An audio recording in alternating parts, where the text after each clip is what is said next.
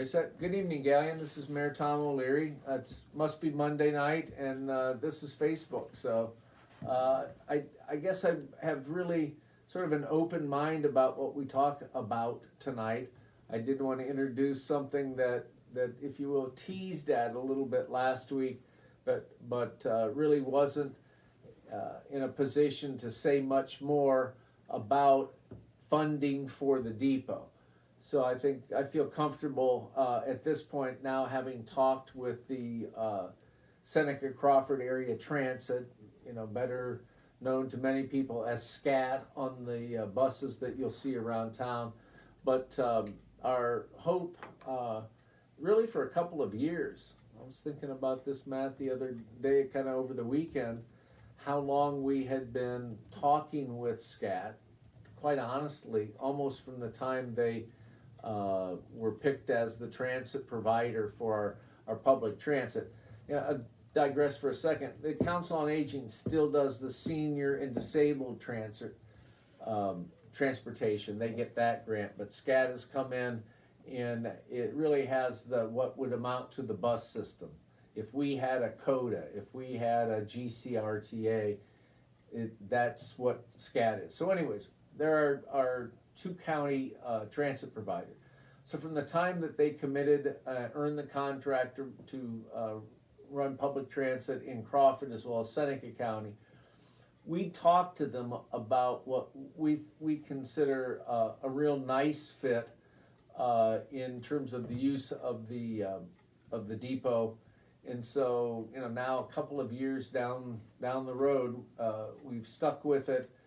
They have been awarded by ODOT with some federal funds about $80,000, which is our best estimate. Ours, as in the city, based on a architecture study that was done a couple of years ago, feedback from local contractors, but also kind of from the point of view of SCAT, what they think would be necessary to turn essentially most of the first floor of the depot into a small transit hub, a place for people who want to catch the bus to be able to do that. Also a place for SCAT to headquarter their Crawford County operations. So I think it really it provides an asset, if you will, for Galleon. It certainly will improve access to public transportation. And I don't know we've never polled the people who participate in this live stream on Mondays, but I would guess most people who are listening tonight or see this have reasonably dependable transportation.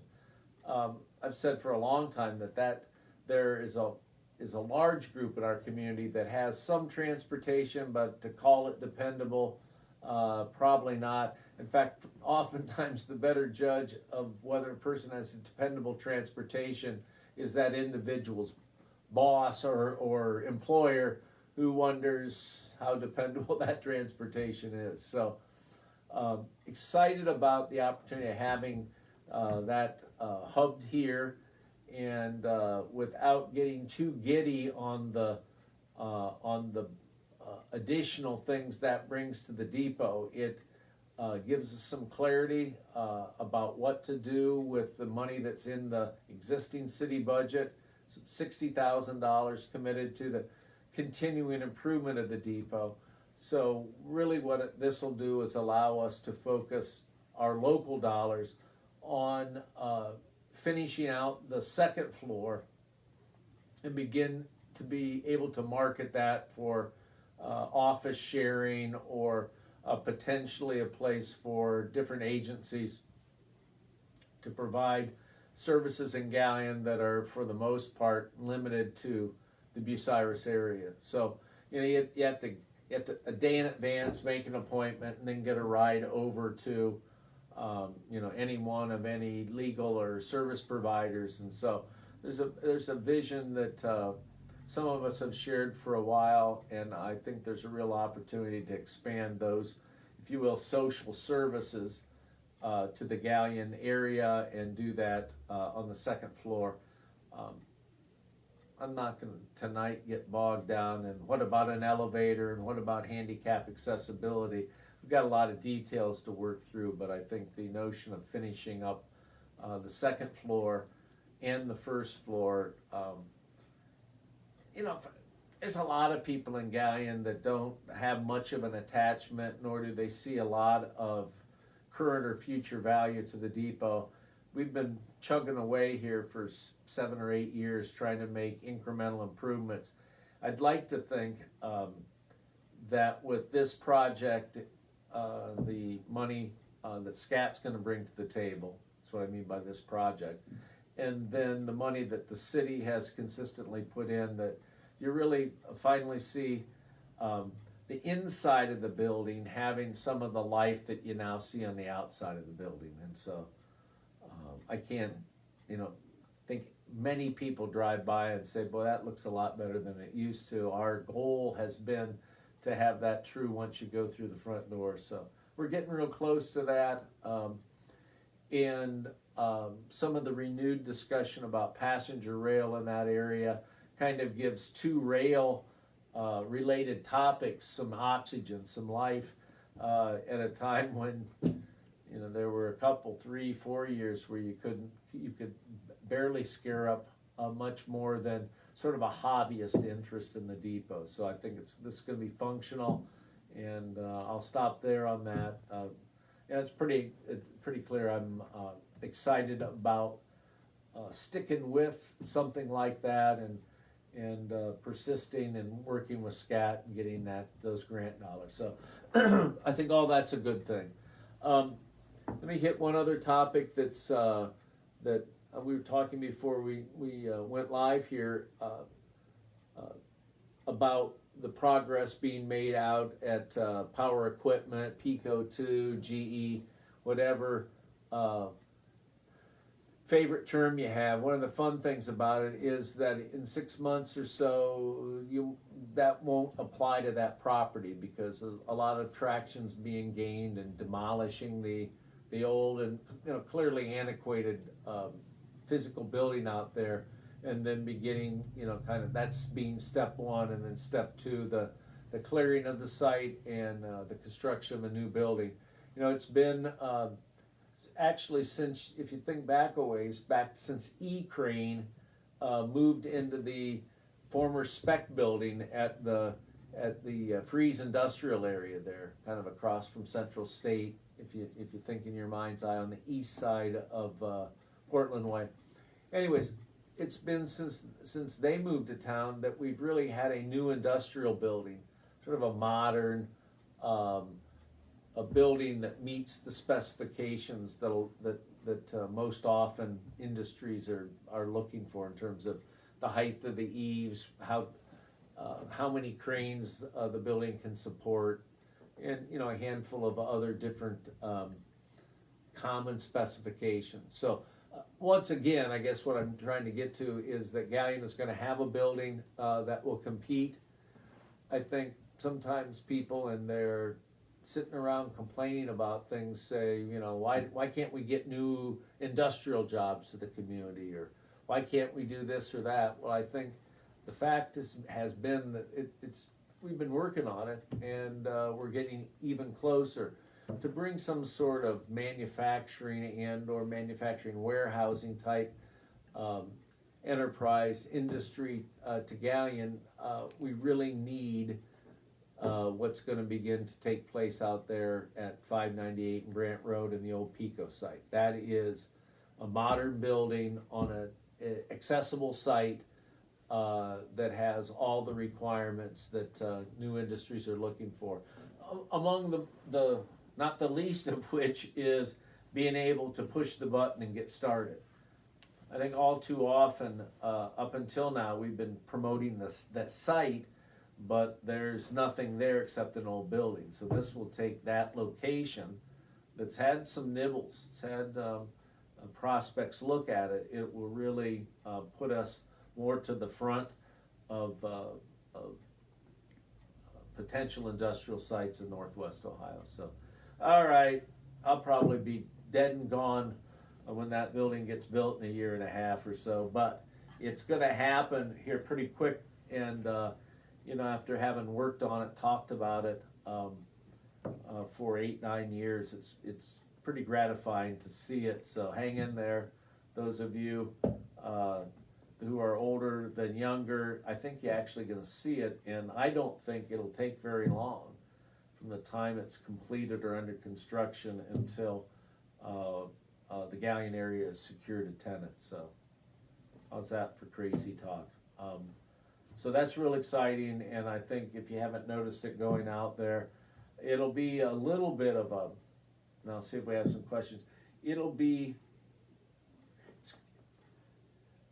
we've spent several years working on the widening project, knowing the widening of Portland Way, knowing full well that at the same time we were doing that, we were working on trying to bring some additional industry to that same general real estate. And so we've spent some time thinking of how to maintain traffic and get this big project built, but do it in a way that doesn't put the verboten, the stay away from here sign on development. I don't wanna do this kind of sequentially. Well, we have to wait until the roadway is done before we can build the industrial building. I don't wanna wait till the Portland Way's done to build the industrial building and then wait to put the turn lane in on Brant Road. So it's taken quite a bit of work. It makes the job, one of the more fun things about the job is working out that balancing between having the growth that Galion needs. I'd say deserves, not the right word, but you know, we've been sitting for a while with antiquated roadway infrastructure, without a good industrial facility, and you know, over the next several months with the roadway project, more than several months, but you'll see that all of that effort's starting to pan out. The big challenge next year, well, actually I have to say the second half of this year and on into next year will be that balancing between existing traffic, local traffic that wants to get to work and to the various businesses out there, and all that doggone through traffic that as a state route we have the responsibility to carry. The idea is to get that through traffic, a lot of it truck traffic through without congestion and without the real and perceived lack of safety out there. So anyways, if you've heard that before, it's maybe been a while, but it's those are going to be real important projects, and thinking through how you get through the northwest corridor in and out of town is going to be something that we've spent some time on, and think if things go well, it'll at least minimally meet people's needs to get out there to do business, from Save a Lot to any of those business. I don't want to single any of them out, but also people who come, who leave the community to work and then come home in the evening and need to use Portland Way to get back home or to travel around the community. So anyway, I feel like I'm droning on, so let's stop, see if anybody wants to participate in breaking the monologue. Yeah, I do have a couple items for tonight. And before I switch topics, a question came in from Tom related to Pico. Yeah. What is the holdup with Donley Ford's zoning request on the office building shell? There's never been a zoning request. We continue to work on that. So I'm not sure if Tom's working off of old information. There was a discussion about, step back real quick and say that about 2 or 3 years ago, when the current owner bought the property, they changed the zoning, which was commercial at the time, to industrial park zoning. Okay, that made the park itself large enough to accommodate this grant they got. And then what you hear, the word on the street, or however you want to describe that, is that they're going to bring commercial operation back into the major, one of the few areas that right now Galion has for any kind of industrial growth and development. So if there's any eyebrows raised, it might be on my part, and I've asked some questions about whether we want to switch back to commercial. They really haven't spent much time trying to develop industrially.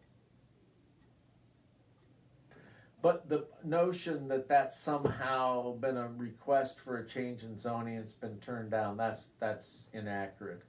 We've been working, we as the city, part of a development folks,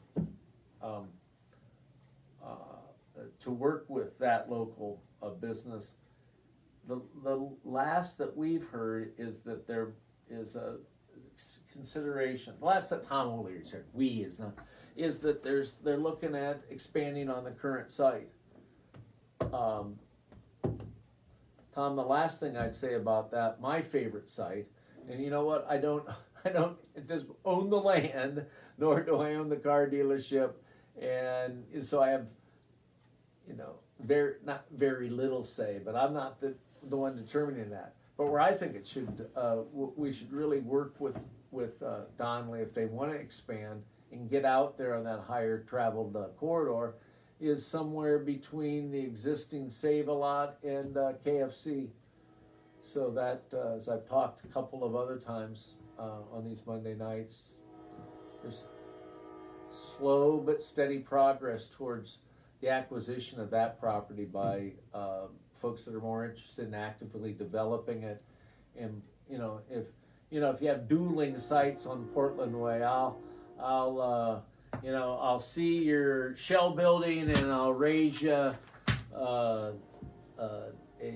parking lot site for that. So I think I hope that answers the question. Nobody's shutting it down. My favorite Portland Way site would be on that old Neisner's property there. But time will have to kind of unfold, and then the word that I'm getting as I've asked about either of those Portland Way sites is that they're looking at the existing site and expansion as seriously as anything else. I mean, they've got a facility there, maybe is geographically, you can't lift it up and move it to where there's more traffic, but there's the mechanical area and a lot of other things you'd have to replicate in a new building if you went to either of these sites, Shell building or Neisner, Palmitas parking lot. So, all right, I hope that answers this question. Okay, thanks, Mayor. Next question tonight came from Susie. She said, we need to be holding people accountable for their properties, keeping it nice, picking up trash, etc. She tries to keep her yard nice, but driving through town in some areas looks trashy. Why don't people have to keep up their properties? Oh,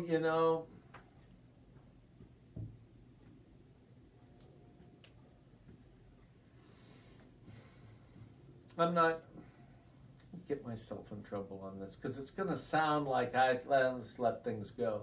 That really is not what I'm saying, but I'm not sure how enforcement. I get it, Susie, that there, somebody needs to do something, but I'm not sure what enforcement in terms of building and zoning. Certainly, that is, if it's as bad as folks who feel it's real trashy, then it's more than a full-time job. I'm not convinced that by the building inspector making upsetting selected people or going through certain parts of town, I don't know quite how you start it, how that will substitute for somebody taking a little bit more time and policing their own property. The other thing, and I imagine one of our frequent callers will call in and talk about properties that some of my family members have title to. That's probably coming. But what I would say about it is that that it really is the responsibility, if you will, of a neighbor. If you don't like it, spend a little bit of time helping them if you really want to do something. And the very last thing I would say is oftentimes something you drive by and see, you don't know much about the owner, and there may be a story there that explains it. What we find on that not daily, but frequent complaints about properties is that when you go see that there's often the age, income, And in some cases, how sound of mind some of these people are is a factor. And so I just happen to think, Susie, that policing it without a focused effort by a church or other charitable groups, I think you're going to end up not getting as far as you could if you found some way for groups to assist those people. It would make a big difference. So, and it's a long answer. I can just envision the reaction and maybe even follow-up questions on that. How we would do it, the last thing I'd say is that if we sent a group of people, not even sure the ordinance allows this, but let's say like it does with the sidewalk ordinance or like it does with the dead trees. Allow us to go out, say, clean up your stuff, and if you don't do it, then we will clean it up for you and put it on your taxes. I don't believe we can do that. And so working it through the court process will allow us to do some enforcement, but I'm really still more in favor of thinking through how to take what we do on the community cleanup day and adding a little bit of frequency to that.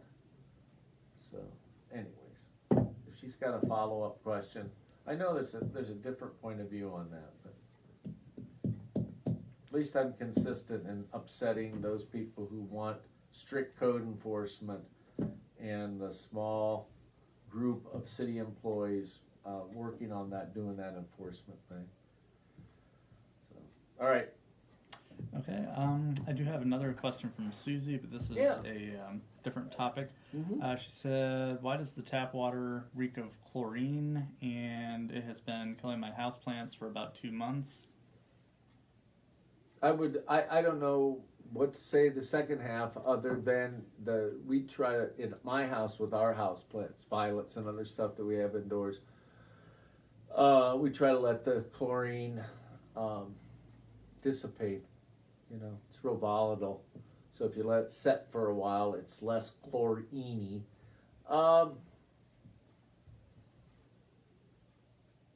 Spent a fair amount of today, coincidentally, on the issue of improvements at the water plant and how to deal with different algae bloom and different types of odors, and we don't have a lot of trouble with color, but we do have an odor and occasionally an odor and a taste problem. So we're aware of that. It's safe to drink. I think it's true of a lot of communities with surface water that that we have to filter out, at the filtration plant for a lot of those. So,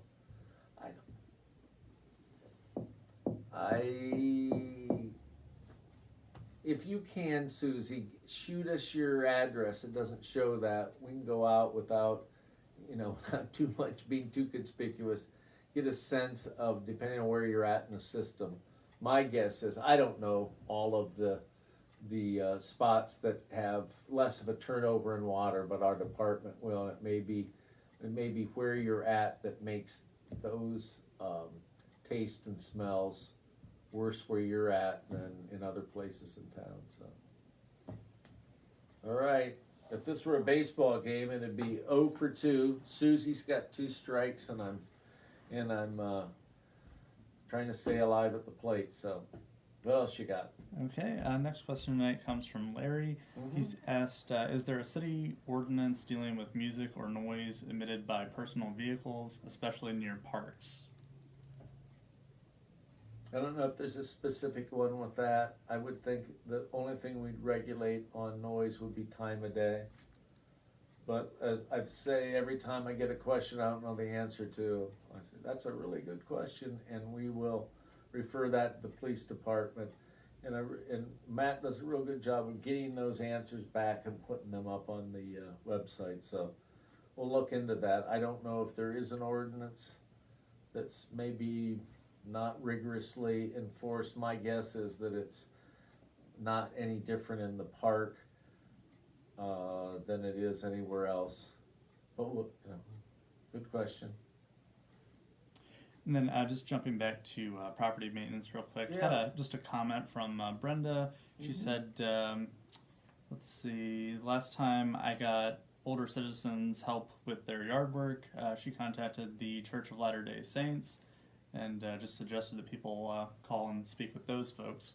That's a good idea. The other thing that that when you have an organization like the Ministerial Association in town, one of the things that might be an idea to pursue is sort of challenge that group to help bring a little bit of organizational structure. I mean, if the Mormons are doing it, it's a neat idea, neat suggestion.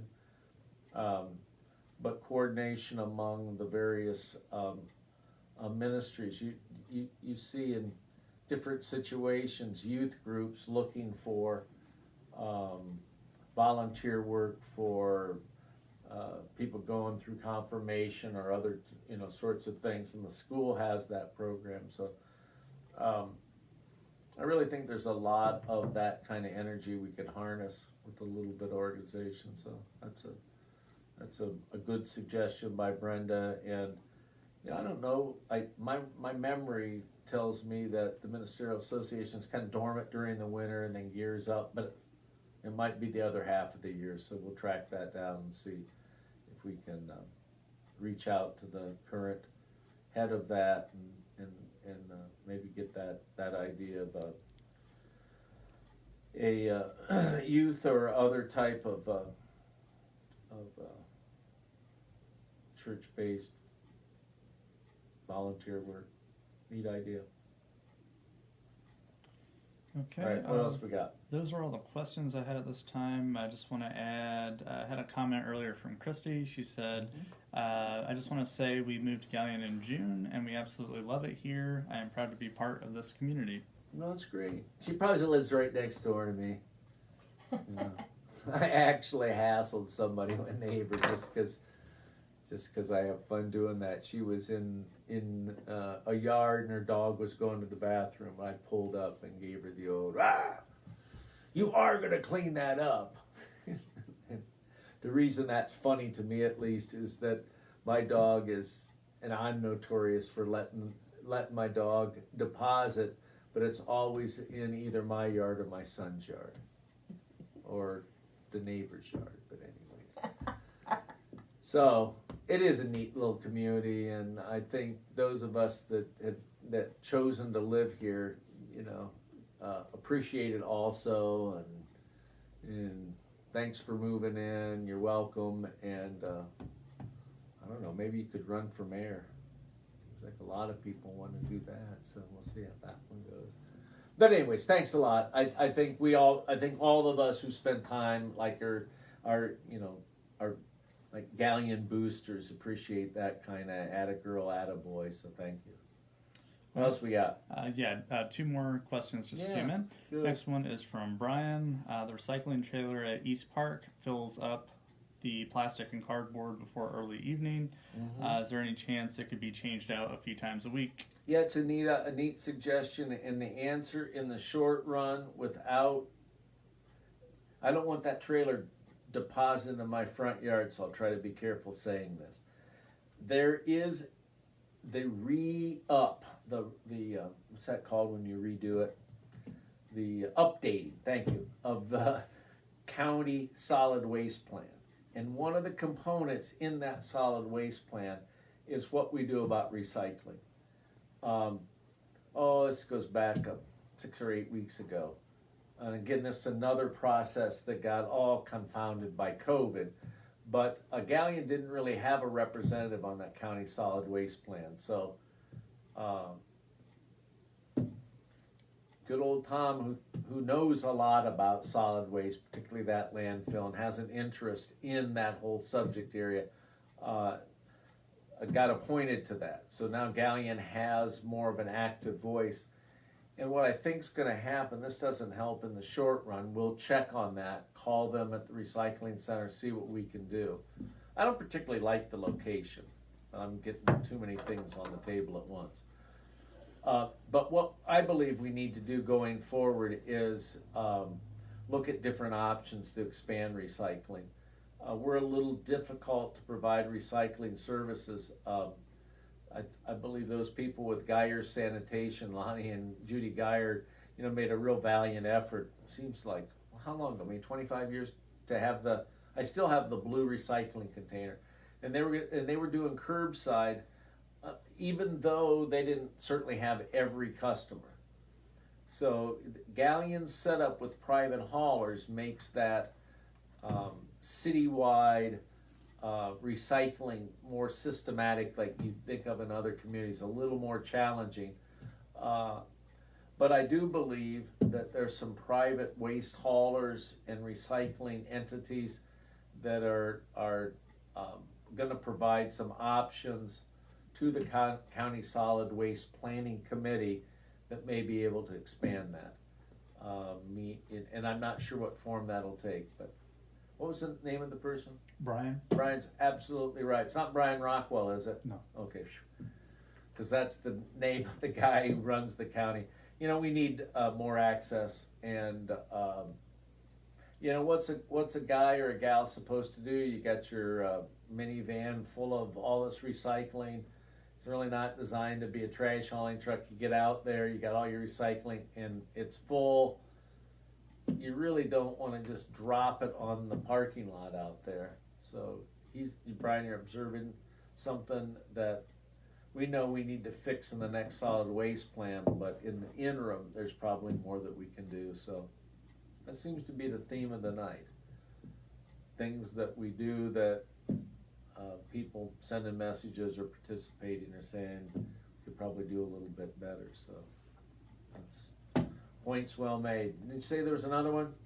Yes. Next one came from Gilly. Could we consider a dog park? Yeah, I think that's kind of actively under consideration. The committee chair, Aaron Ivy, has spent a little bit of time looking at it and different options and ways we could do it, different area models to perhaps incorporate some locations. And then council's newest member has really jumped in on that. I don't even know if Kara she got dogs. She must have dogs. But anyway, she's done a lot of work looking at other parks and brought some things to my attention I hadn't really thought about that I think will actively be discussed this spring. I'm not sure what the dollar amount is, but if we're going to propose, the city administration going to propose funding using freeze funds. We'll see if some people interpret the will as not being for dog recreation, it's just for people recreation. But in any case, we're looking at doing something with this year's freeze allocation. So I really think helps on the way. Like to get a committee to congeal, but right now it's a couple council members talking about it with a couple of real motivated citizens. Been a lot of discussion about Kobe Park. There's some discussion about out at Amons, some other areas. So I think step one is to decide what is going to be the location, and then kind of build from there. But yeah, this might be the year that the dog park gets its chance. So I guess I'm looking forward to it. My dog's too big to participate. She's scared up, like you really don't care, but she scared up the biggest possum I've ever seen down by the bike trail yesterday. It scared me. So the two of them stared each other off. So my 80-pound dog and this monstrous sized possum. So, oh well. Nothing much more to report from that. It's not going. The story's not going viral. Let's put it that way. But yeah, we need places for dogs to be able to run and not and not create any kind of chaos or problems for neighbors. It's All right. on the same topic. Yeah. Rhonda just suggested the old North School property would be an excellent location. Yeah, I would say yes, and if we owned it, it'd be near the height of the list. You know, some communities have a couple, whatever that, smaller sites instead of a big dog park. So that would be, that would definitely work for that north end. It's privately owned, so that's one of the things that would factor into its, really good location. No one would argue that. You could walk your dog there, it could run around, it could do its business or whatever. You could clean it up, and then you could head back home. So it does have that convenience. The other spots that kind of come to the forefront of my mind are ones that are city owned, because we don't have to acquire the property, and zoning would be you'd want to be respectful to adjacent neighbors, but zoning's less likely a problem for us in city-owned property than it might be in the middle of that residential area. So just a reaction. So anyways, that's what I would say about North School. Somebody ought to build a housing development there. That's what I think. The heck with the dogs. Let's build a people park. Okay, thanks, Mayor. Okay. Next question tonight came from Roxanne. She asked, "Are we going to have another city cleanup this year?" If you make me. If it makes everybody really happy with the mayor, I have a lot of fun that day. It is a lot of work for us desk jockeys. So if we set a date and you see a mayor's office staff and they're sweating and they're looking like they sit behind a desk, that's because they do most of the time. So it is a lot of work. The funding is pretty much on our own. So what I mean by that is out at the landfill, they don't cut us any slack. I'll tell a story because I think this is how local governments work. When Carl Watt first joined council and was recently a county commissioner and knew some of the people out there, he was able to get us so we could talk to some people and get some discounting. Those days are probably gone. And that's not meant as some sort of rib shot at Rumpke, the current operator. So there's a fair amount of expense there. And I think the tires, it's funny how there's this magnet for regional tires. Like every tire in western Richland County and in northern Morrow County somehow is like magnetically brought to a garage in Galleon. So we check IDs and stuff, but I just can't imagine some of our neighbors and fellow citizens have that many tires, and that's something to cry about because we have to dispose those. It's kind of expensive. So I don't know, Roxanne. Probably, I'll say one more thing. When the mayor's office staff came up with the idea, I groaned, and I said the first time, you'll never shed yourself of this. And that turns out to be true. I remember the first year, Matt remembers this too. We were picking up waste, the whole range, mattresses, tires. We didn't know how to say when. So our service department was out there. Heck, they could have been like cleaning up the parks and charging their time to that. But no, they were out picking up garbage, for weeks and weeks. And so I wagged my old crooked finger and said, we got to figure out a way to rein this in. So every year we realize the need. It is pretty cool. People genuinely appreciate it. They put up with me giving them a little bit of crap, and it's a cool time to see people that you don't otherwise get to see often. So, all right, you win, Roxanne. I don't know what date.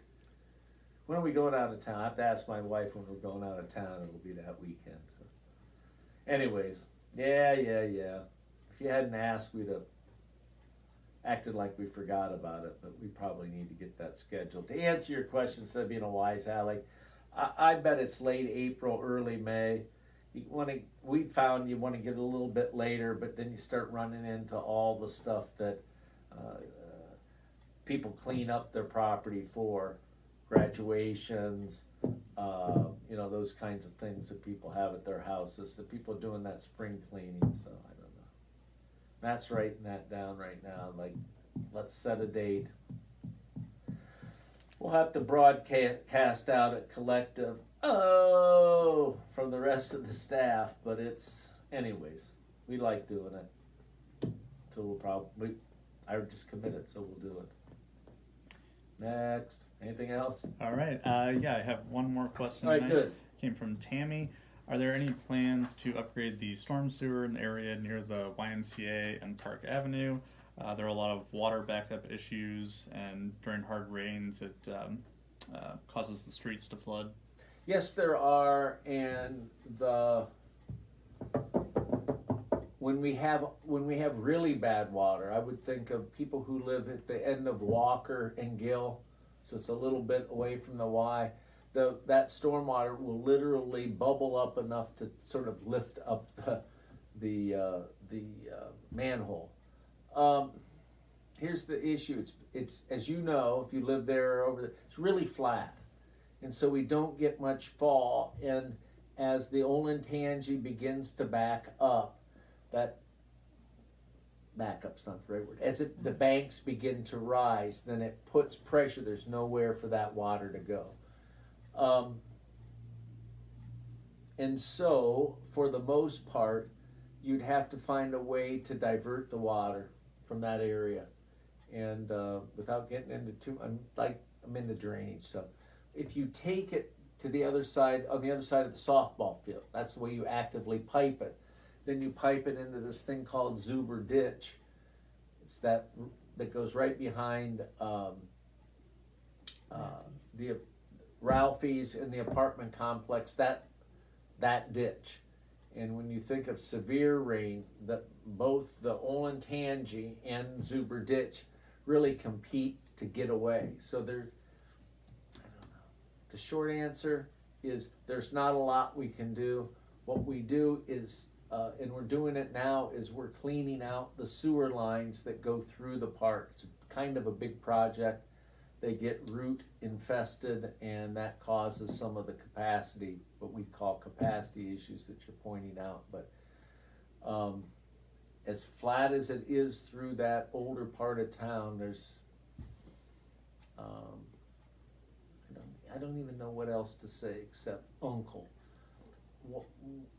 What has happened is, as you go north and east, kind of up Market Street, think in your mind's eye, Carmel, Schweitzer, in those areas, that water comes down in that same direction off of Fairview, and that water, it moves through our drainage system, our stormwater system, and it's upstream from the area that is being identified here. So as it fills up, it gets pressure back from the creek, and then it gets pressure coming down the hill, coming through Park, Summit, Union, in that area. So I don't have much hope for a engineered solution. A lot of people put backflow valves in their basement. The folks that are real close, say on a walker, and they can keep the water out, but there's downside to that too. So, all right, I don't have a degree in that, so I'll stop talking like I do. But yeah, I don't have much. I don't have, as I said a minute ago, an engineered solution to that, and it's really we keep it as clean as we can so it doesn't add to the already existing problem. But this is that time of year. Actually, I thought we would have more flooding when we had a foot of snow or whatever the heck was out there, and then rain, and we got through that one But you know, some of those snow melt rain events can really be tough on a town as flat and with as small a streams as we have. So how's that for an excuse? Just follow the science. Thanks, Mayor. That's all the questions I have at this time. Okay, and I'll close after this. I have a page on both sides of questions that were asked of Port Authority members a week ago Wednesday. I thought about just giving my answers to those questions.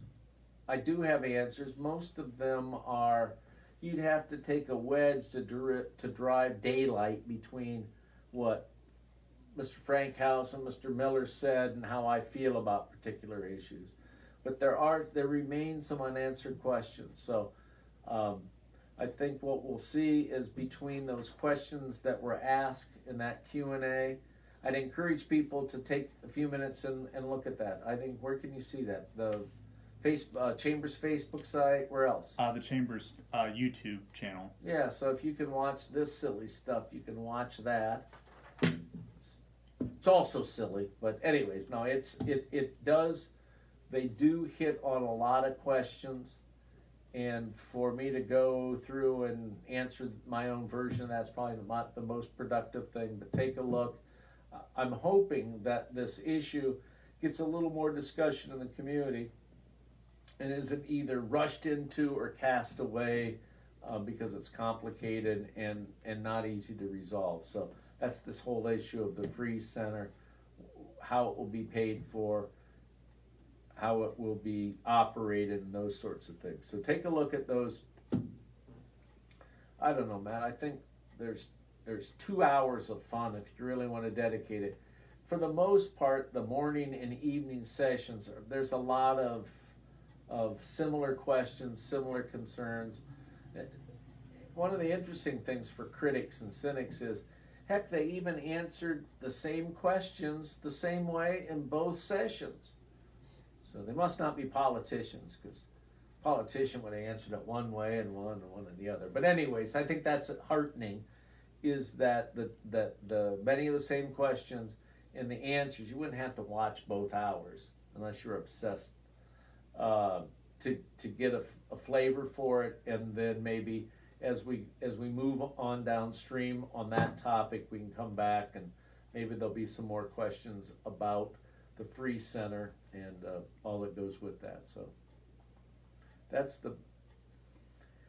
takes me a long time to say goodnight, doesn't it? So I'll say goodnight and thank you for watching. And I know this is valuable to us here in the mayor's office. I get the sense that for the most part, you all find value in it. So see you next week. Thanks. Good night.